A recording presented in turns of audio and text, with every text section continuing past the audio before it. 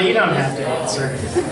Oh, let's get to know each other a little bit. And by that I mean I will talk about myself and you will be quiet. As you heard, my name is Jesse Whitehead, and I have autism. So after the show, if anyone would care to drop a box of toothpicks, I'll be happy to count them for you. The thing about being autistic is it tends to come with these side diagnoses of severe anxiety and obsessive compulsive. So that's great. That's 3 crippling disorders for the price of 1. You can't beat a value like that. So because of all that wiring up here, the worst advice I ever got was when my parents told me, just treat other people the way you want to be treated. And the way I interpreted that was not be nice and have good manners, but rather just assume that everyone in the world is as neurotic as you are and act accordingly. So if I'm ever around and you notice that I'm not really engaging in the conversation or making eye contact or doing anything at all, just know that that is not autism. That's me being polite.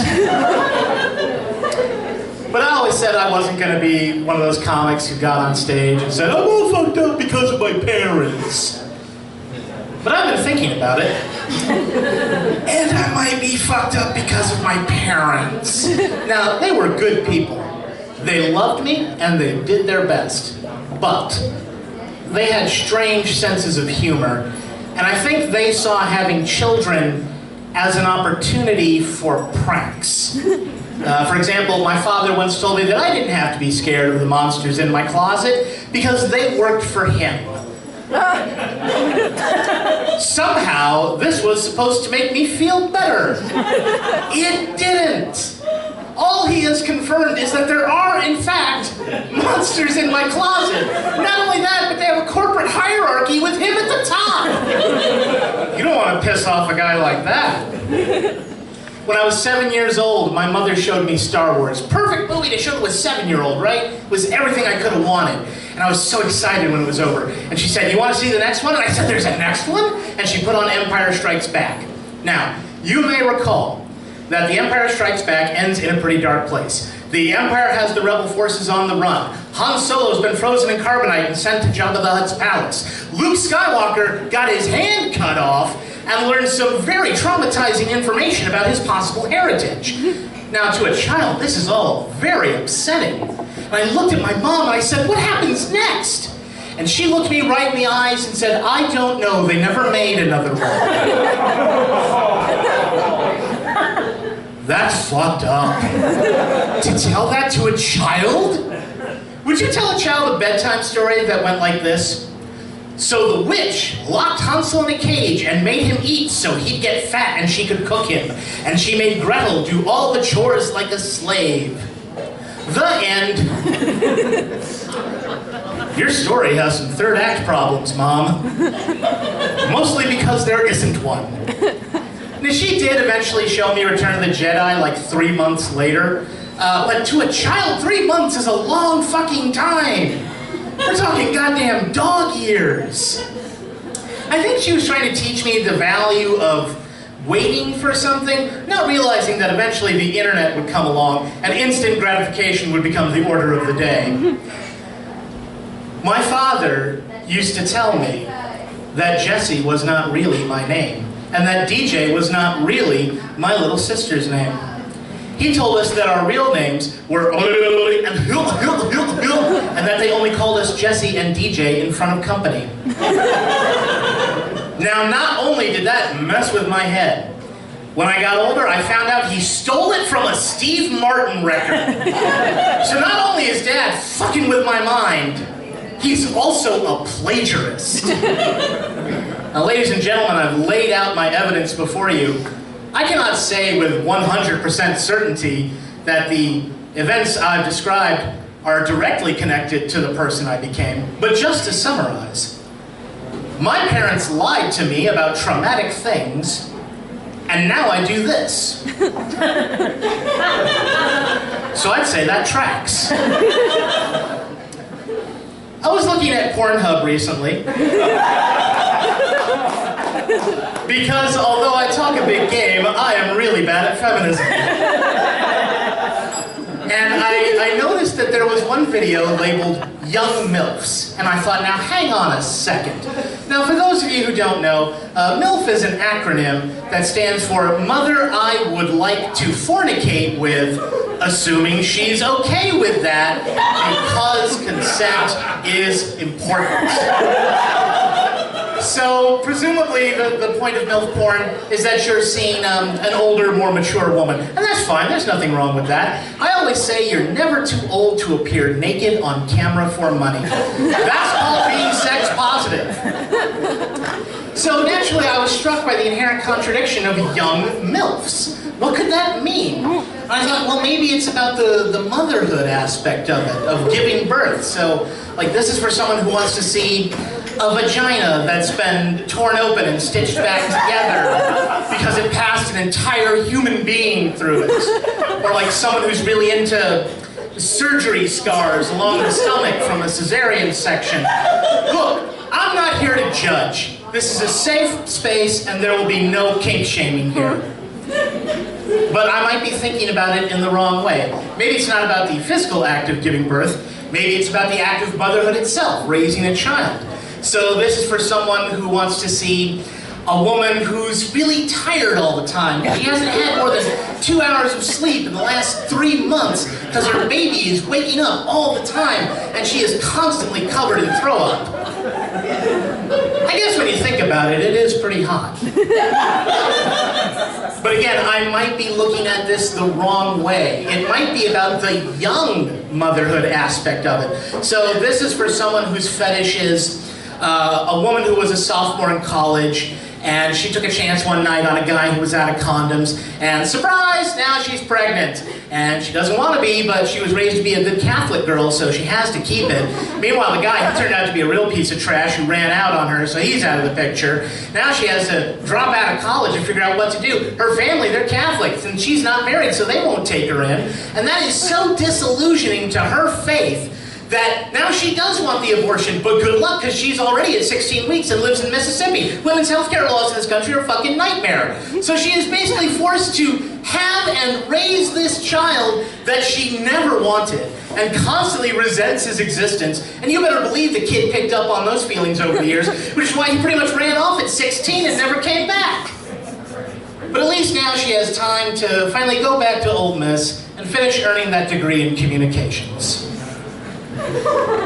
It's not my thing. But I can see how that would be a turn-on.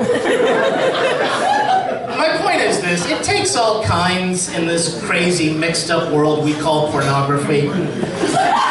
So, the next time you meet somebody and they ask you to feed them and burp them and tell them they're a good boy, please don't judge.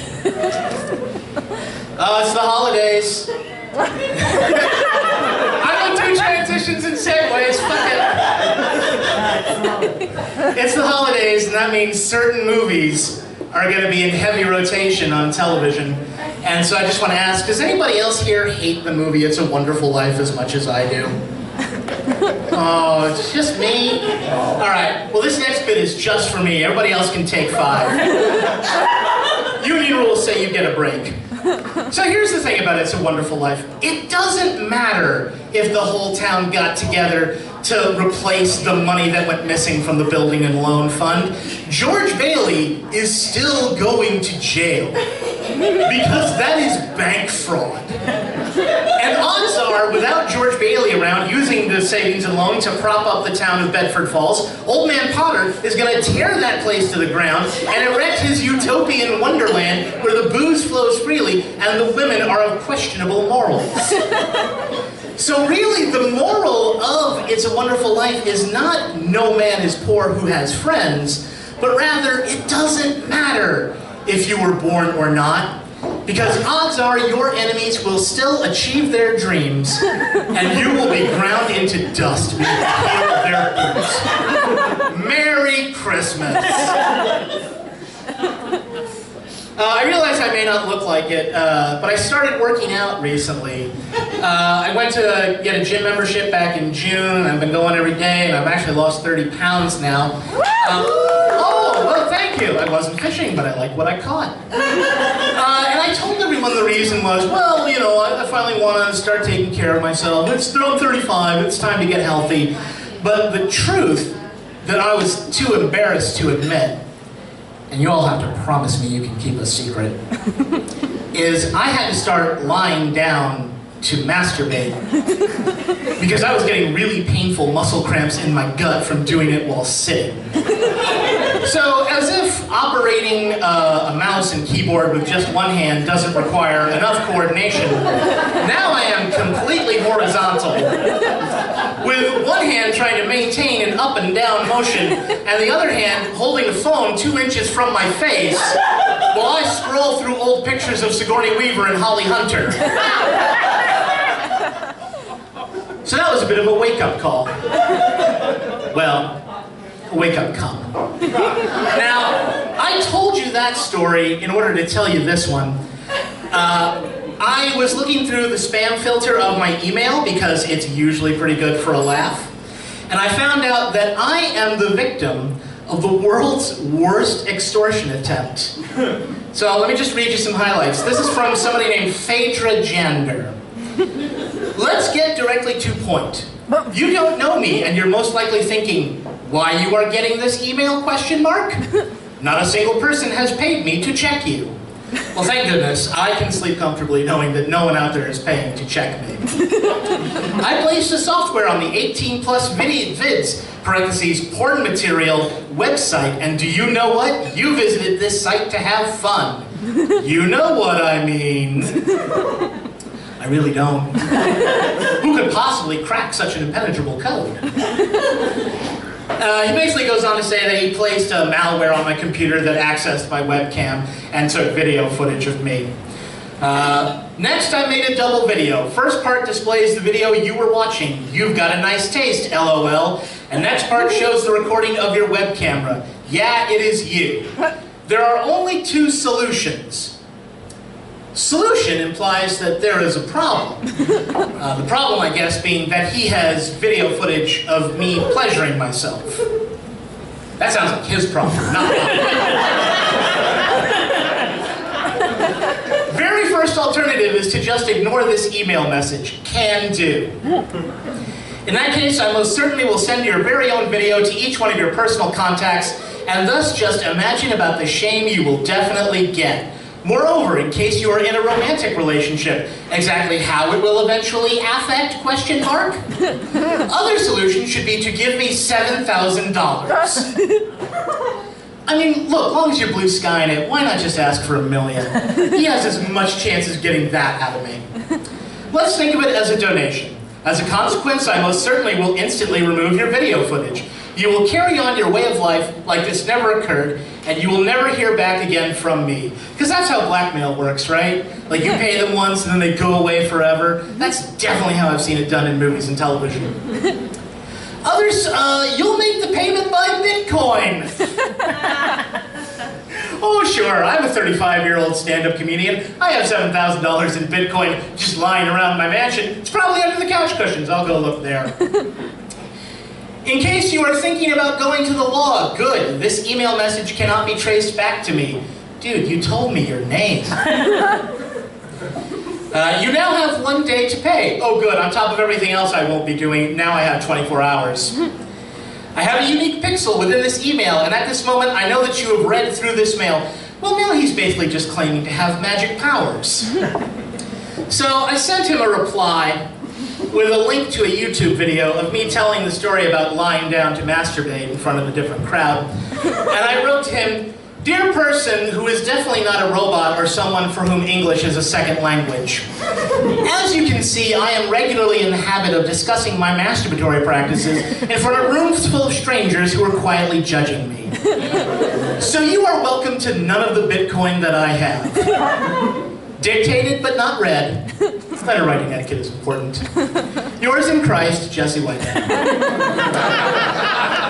So I just want to say to any of my friends who are here tonight, if you should happen to receive an email with a video of me pleasuring myself to pictures of the mom from Alf, sorry about that. And